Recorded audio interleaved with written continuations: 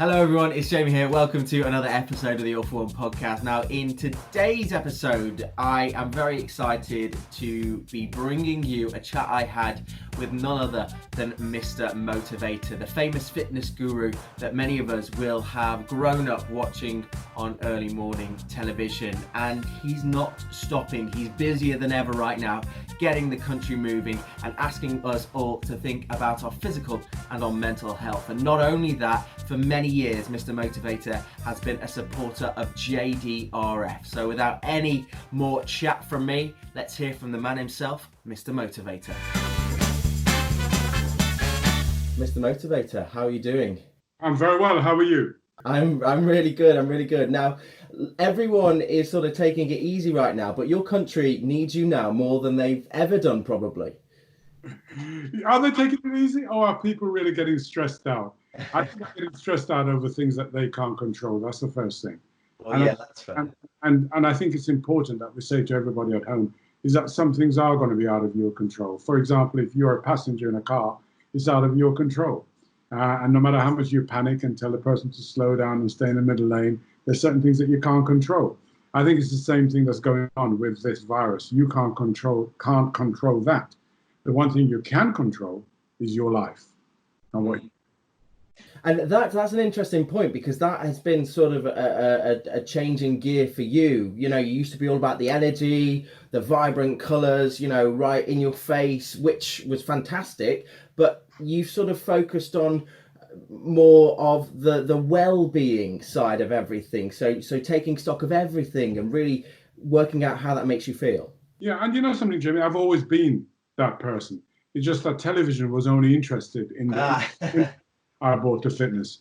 But now that the doors have opened up a little bit, and the BBC very kindly have actually allowed me to really start talking about the deeper things that matter, it's actually much better for me, because at least I can then empower people, because that's what I've always been about, is to find ways in which I can empower people to do better, to look after themselves, to set new priorities, to set important things in their life at the top of the plate, and also to focus on the fact that, you know, we are just such a wonderful set of human beings and specimens that what we ought to be doing is looking after ourselves in a better way. And it's important more than ever right now to be taking stock of how you feel mentally, because that is directly related to how you are physically, isn't it? Sure. Well, there's always been a relationship, and everybody will know. You ask any athlete out there, if you want to win a race, if you're not mentally in place, you may do all the training in the world, but if on the day of the race, you're not mentally focused, you're never going to win. In fact, they know they've lost before the race has even started. I think it's no different to us now. You know, if you don't really get certain priorities in place, you're definitely going to fail at the race that's in front of you. And, you know, the main focus, I say to everybody, has got to be on, first of all, looking at where you are and recognizing, right, in fact, how blessed you are, even in this situation, how blessed you are.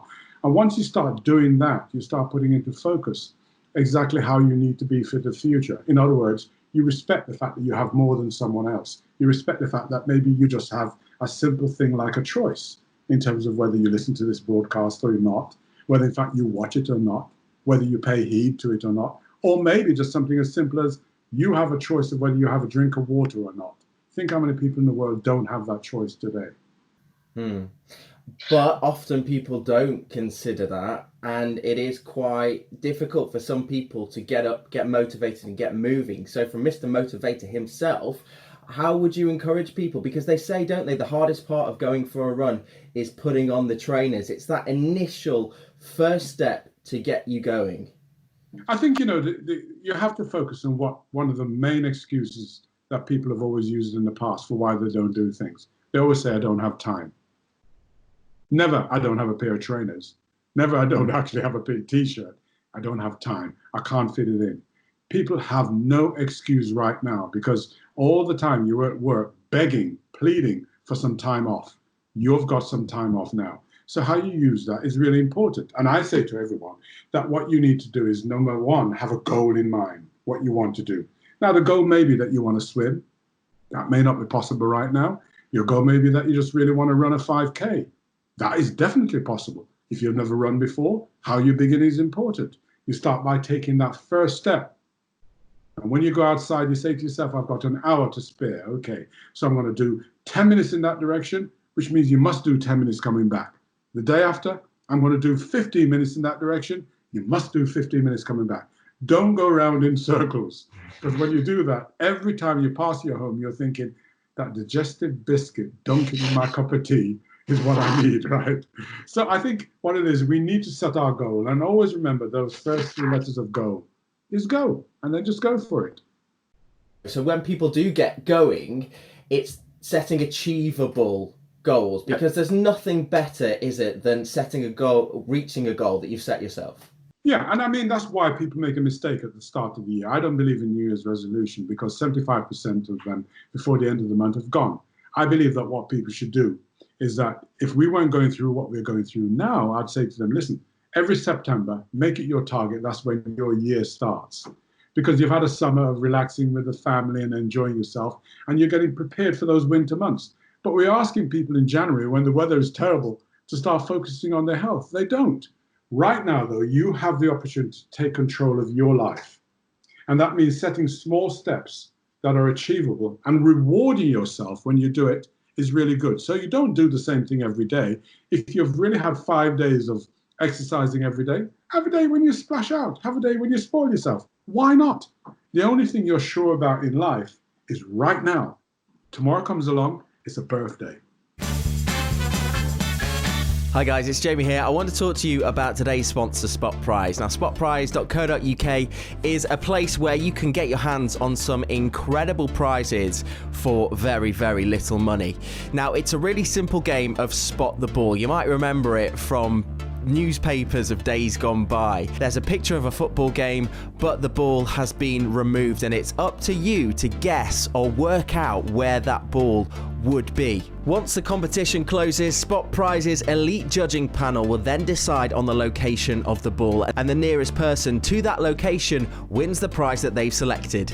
And just for All For One listeners, I've got a discount code to share with you. So if you use code JAMIE, JAMIE, at checkout, you'll get 10% off your order. Thanks again to Spot Prize for sponsoring this episode. spotprize.co.uk. So you have been sharing your worldly knowledge and your motivation skills with people through television, but also through social media with JDRF. Yeah, I mean, the thing is, JDRF is something very close to my heart, because obviously you may not know, my daughter has type 1 diabetes, which to a lot of people, when you mention diabetes, they always go, why don't you diet? Why don't you start exercising and stuff like that? Well, we all know that it's actually more than that. So she's had to come to terms with that. That happened to her in later life, which she was 19 when she got diagnosed. So again, that brings on lots of emotional, mental, and physical things to get in control of. And so therefore, I do whatever I can for the Diabetes Association, because I believe that it's a message that needs to be sent out there, and to get people to understand it a lot more, and to get them to realize that your life doesn't stop, your life actually begins. And I would echo that, because when I was diagnosed at 23, so similar age to your daughter, I sort of woke up and realized that I've got this body, and this body is affected by the things that I do to it. And if I want it to remain functioning and working in the most optimum way, then I've got to make that happen. So I think now, really, I'm more healthier than I've ever been, probably because of my diagnosis. Absolutely right. You know what? I maintain that every single person who's diabetic knows more about their body than anybody else, because you're having to analyze what you're putting in it, how you feel every moment. You almost have to keep a diary of how you feel. When you wake, the first thing you think about is my day in terms of what I'm going to do. It's actually very regimental. It's very controlling. But you know that if you remain in control of everything around your diabetes, your life is probably healthier than anybody else. Mm-hmm. And, as a father, if you're happy to talk about it, your basic understanding of fitness and health and well-being, did that help your daughter come to terms with it in any way? Not really. I think it's a journey that she had to do very much on her own. We just had to be, my wife and I just had to be this kind of support mechanism, the pillow that she could lie on anytime that she needed a good cry or whatever it is, because I think you do ask questions, or she asked questions, why me, and look what it's done to my body image, and she's had to learn to re-love herself. She's had to learn so many things. And so therefore, as a parent, all you can do is be supportive. I have a very good friend of mine who has two under 7 years of age children, both with type 1 diabetes. Now for her, it's a non-stop, daily routine. When she's asleep, she's awake. Right? She's sleeping, she's monitoring. When she's walking down the road, she's checking. When the phone bleeps, she's actually worried. What is it now? Right? And so I say to everybody out there, be respectful of anybody. If you hear that they have diabetes, stop and ask what diabetes you have and just listen, right? Because at the end of the day, sometimes the person who's diabetic actually just wants to talk about it. And the more they talk about it, the less it becomes stigmatized, the less it becomes a kind of an issue or problem, right? Otherwise, if you're sitting in a restaurant and you're having to eject, people look at you funny, what's going on, and stuff like that. But, we've learned to cope with it, and we've learned to be there just for our daughter. And, during this time of lockdown, it must be particularly tough for parents, because I know as, a young adult with type 1 diabetes, my body is changing in the way that it reacts. So like you mentioned there, your friend, she's having to juggle this new way of dealing with diabetes when people are leading more sedentary lifestyles now because of the lockdowns. And that's where a little bit of daily exercise comes in, isn't it? Oh, absolutely right. I mean, look, there's a phrase, the curative power of exercise. And it is, trust me, every single ailment, condition you have, every doctor, every physician will tell you, right, do exercise. Now, what you need to do is to understand your body when you're doing the exercise, because it can either be detrimental, it can be harmful, or it can be a real leveler. It can be good for you. It can make you feel good. The shower you have after you've exercised is the best shower in the world. You ask anybody who's taken up a fitness regime, all they can talk about is the fact that I'm now taking up this regime, I'm doing this, I'm doing that. It becomes a topic of conversation, but we've got to get people over that first hurdle, right? And you don't need to go to a gym to be fit. You don't need to go to a gym to take control of your life and get exercising. It starts with putting on your trainers, putting on some great music, following me go on my YouTube channel. I've got loads of free videos there that you can watch, which will just help you, right, to actually get started. Just be real gentle with yourself. Have days off when you rest. I do a lot of work with people with MS who fatigue so easily, but they try and always do a little bit. And then next day is another day that they will actually do a bit more and so on. Don't be impatient with yourself. Tread lightly, rest, sleep, recover, get on with it again, and so on. Do you think that's the bit that's missed out sometimes when people dive into fitness journeys and exercise regimens? The restorative part, do you think that's where they often go wrong, and that's why they can't keep the consistency? I think what they do wrong is that they go too hard into it. They choose the wrong activity to do. An activity that busts your gut, that tears your muscles so they're aching like crazy, where the next day you go to get out of bed and you go, oh, what have I done? That is doing very little for you, because as light as day, that next day, you don't perform as well. It wants to be a slow incline, a slow curve, a slow hill that you're going up. You don't immediately go to a hill and run over it. You slowly start going up the hill. And if you do that, your body will adjust and get used to it. And you'll come out the other side far better for it. So, as I say, in the same way, setting your goals in small increments, small steps, the same thing with choose wisely the activity you get involved in. I've always believed in pitching my exercise so it's good for anybody, no matter what your age, no matter what your ability. And then you have the power of putting your foot on the accelerator if you want, or putting your feet on the brake if you need to. A lot of classes you go to, they're just going at one pace, and it's up here. It's bust the gut time. I'm going to hit you hard. Come, what are you doing, guy? Get up. Give me 10 more. Hey, come on. Exercise, if it's not fun, don't do it. And I'm all about having fun. So a big part, I don't know how embarrassing this is for me, but a big part of my working out and getting myself to work out is to sort of look and feel good when I'm doing it. And I can't think of anyone who embodies that better than yourself. you reckon that's something that people could do? Just invest in okay, the baggy t-shirt that you got 40 years ago and the scruffy shorts, but do you reckon, taking it seriously and maybe if you can afford it, buying a nice workout outfit, will that encourage you a little bit? For sure. You know what? If you went to an interview, you would dress to go to the interview. Yeah, if you go to the doctor, you would never go in your scruffy gear. You'd always have a wash and you go out there. I think when it comes to exercise, you should mean business with it. And it just changes the whole way in which your body reacts. There's no point. I always say to people, have two pairs of trainers. There's one that you exercise in and there's one you walk in. Don't have the one that you walk in be the one that you exercise in. It doesn't give you the support that you need, right? So you should make the investment. Don't, baggy t-shirt, if you're comfortable with that, fine. Lycra is always good to wear because it actually allows you to breathe properly. It supports you in the places that need supporting.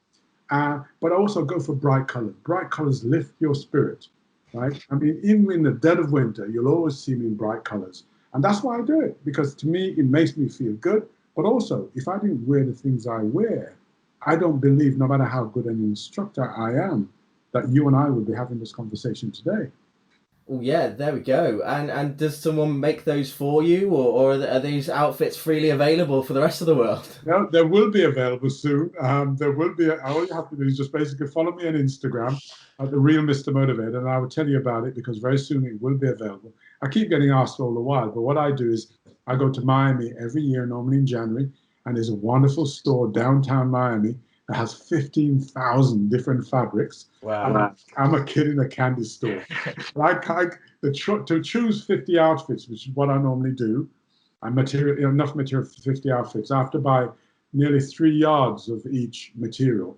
And then I take it to Jamaica. And in Jamaica, I've got a guy there who makes up all my unitards. And that's it. But I really take it seriously, what I wear, because to me, it does make me feel good. It actually is something that people always talks about, right? And even if their focus is always on that, I don't care, because at least they're focusing on me, and then I can then impart to them any messages I want to give them, whether it's about living well, looking after yourself, or something I picked up the other day, a little thought, and it said, never put the key to your happiness in someone else's pocket. And I thought, you know what? How many of us do that, right? The key to what makes us happy, we leave it up to someone else to enjoy it or to deal with it, when in fact we should be in control of our happiness. Absolutely. And it's all about taking that control, which is something that you've preached for as long as I've known of you. But how are you holding up during this lockdown? Are you taking your own advice? Oh, listen, I've never been busier. In the last couple of weeks, I've added up, I've done 50 odd interviews. From the Chinese Global Network to the New York Times, where they happen to call me comfort food. Can you believe that? I'm comfort food now. Oh, they're calling you comfort food. It's not like a nickname that we don't know about yet. They said the BBC have found the comfort food, Mr Motivator. I with me on it, and I just thought, isn't that a nice way to put it? That means I'm your steak and kidney pie. I'm your what is it now? I'm your sandwich. Your cheese and pickle sandwich. I'm your Marmite. Right? Look, I mean, I think it's great to be in a position where you can actually make people smile. I say to people, you know what? Your smile is one facelift that you can do that costs no money, right? And the more we smile, it's infectious, and you pass it on to people. It'll always come back to you. If I have my shoulders down and I'm really not focusing on anything except the ground, people feel that negative energy. But the moment you're up and there's a smile on your face, they feed off that. They almost want to ask you, why are you always so happy? I'm always happy because given the choice between being sad and happy, I'm going to choose happiness every day of the week. Do you know what? It's a sort of like, it's a part of the world that we haven't nailed down in science yet. So a lot of people maybe disregard it, but it is the easiest thing to connect with, isn't it? It is the easiest thing to put on a smile, which awakens that feeling inside of you. Oh, it does. You know what? Even if you don't feel like smiling, I say to people, look, there's a happy place in all of us. And a happy place probably exists in an old photo album. We never put in photo albums things that are bad. So it probably exists there. So if you're feeling down, and it's because everything around you is kind of just closing in, Try and find a happy place. And I don't believe in what loading all my pictures on social media or putting it on the computer. That old book there, you flick the pages, always brings a smile to your face. What a great place to escape to. So when it's all getting too much for you, try and do that. Go into that old album or pick up that old picture, which brings up the old memories, where you were, those happy times. And that will help you to smile. And once you're smiling, if you do it often enough, it becomes a habit. Trust me. It's a bit like brushing your teeth one day. If you don't brush your teeth one day, you don't feel right. You'll quickly run off to the shop to buy some toothpaste and you brush your teeth. Same thing with a smile. You do it often enough. But every day when you get up, you'll know that feeling of joy, and you'll want to always have that feeling in your life. And that's me. That is you. So if people want a taste of all that goodness, they can find you all over social media. Tell them where to go. Listen, go onto Instagram. I always push them there because I'm not the kind of person who posts, I'm going down to the supermarket. Mine is always life lessons. And I'll either find people who have a story to tell, or maybe I've found a good thought, a good saying, and I'll post that on there. So go to Real Mr Motivator on Instagram. And then if you want a daily exercise regime, go onto my YouTube channel. Every day I post, it's a 12-minute workout. So it's your daily dozen. And what a great way of starting the day. It's always going to be fun. I always use good music. You never feel the pain of exercise with me. You feel the pain of the smile. That's all you'll ever feel. But I'll always have something positive to tell you. And I'll always remind you that you are an important individual and you must look after you first, no one else. And every person It's 11 o'clock. is in the JDRF right now. Did I say that right, JDRF? Yeah. That sounded like Jamaica Defense Force. Every single person who has diabetes, right, knows that they are the most important person in the world, and they look after themselves first, because if they don't, they can't look after anybody else, right? What the stewardess tells you on the airplane, put your mask on first before you can help anybody else.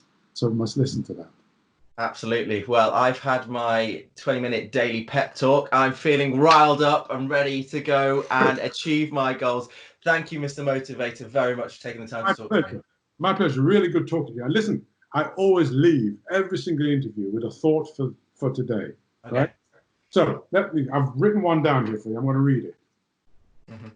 Enjoy your time off from telling everyone on earth how much you needed time off.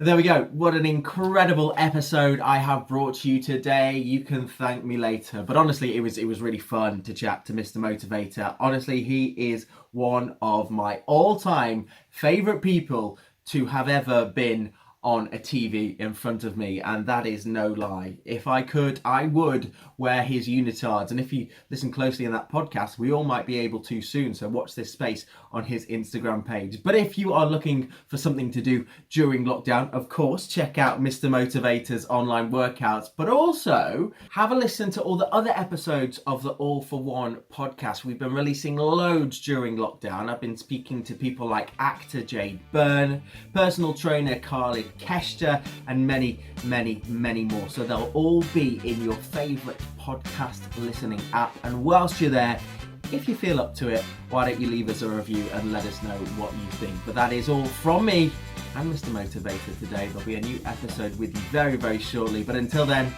goodbye.